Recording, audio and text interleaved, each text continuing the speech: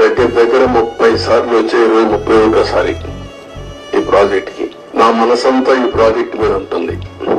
అందరికంటే ఎక్కువ బాధపడే వ్యక్తిని నేనే. నా కష్టాన్ని బూడిదలో పోసిన పన్నీరుగా చేశారు. ఎందుకు ఈ మాట వాడుతున్నారంటే, పండగ రోజు కూడా ఇప్పుడు గట్కర్ అక్కడ ఉంటే వాళ్ళ ఇంటి దగ్గర ఉంటే పోయి ఆయనతో మాట్లాడి, అదే మాదిరిగా అప్పుడు ఉమాభారత్ మినిస్టర్ ఆవిని కన్విన్స్ చేసి, ఎక్కడ ఎలాంటి అడ్డంకులు లేకుండా అన్ని అడ్డంకులు, ఇక్కడ కూడా ఒకసారి 2 సార్లు అయితే ల్యాండ్ ఎక్విజిషన్ అప్పుడు కూడా కొంత ట్రబుల్స్ క్రియేట్ చేస్తే వాళ్ళందరినీ పిలిపించి నయానా భయానా చెప్పి వాళ్ళు కన్విన్స్ చేసి వాళ్ళకు లిబరల్ గా రీహాబిలిటేషన్ గాని రిలీఫ్ గాని ఇచ్చి మొత్తం చేశాం. వీళ్ళు చేసిన పని మీరు చూస్తే ప్రభుత్వం వస్తానే రివర్స్ టెండరింగ్ అన్నారు. వచ్చిన వెంటనే అదే రోజు, ఒక మాటలో చెప్పాలంటే సేమ్ డే ఏజెన్సీని మార్చేస్తామని చెప్పి స్టేట్మెంట్ ఇచ్చారు.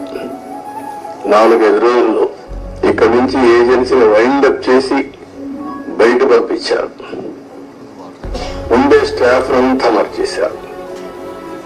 ఆ ప్రిన్సిపల్ సెక్రటరీ, ఇంజనీరింగ్ చీఫ్ అందరినీ మార్చేశారు. అక్కడి నుంచి ఎవ్వరికీ తెలియని వ్యక్తులు పెట్టేశారు. ఇక్కడ 19-20 వరదలు వచ్చాయి. గోదావరి వరదలు వస్తే ఎంత తీవ్రంగా వస్తాయో మనందరికీ తెలుసు. 2 సార్లు వరదలు వచ్చి మొత్తం మీరు చూస్తే దగ్గర దగ్గర డయాఫోన్ వాల్ 4 చోట్ల బ్రీచ్ అయిపోయాయి. 35% డ్యామేజ్ అయింది.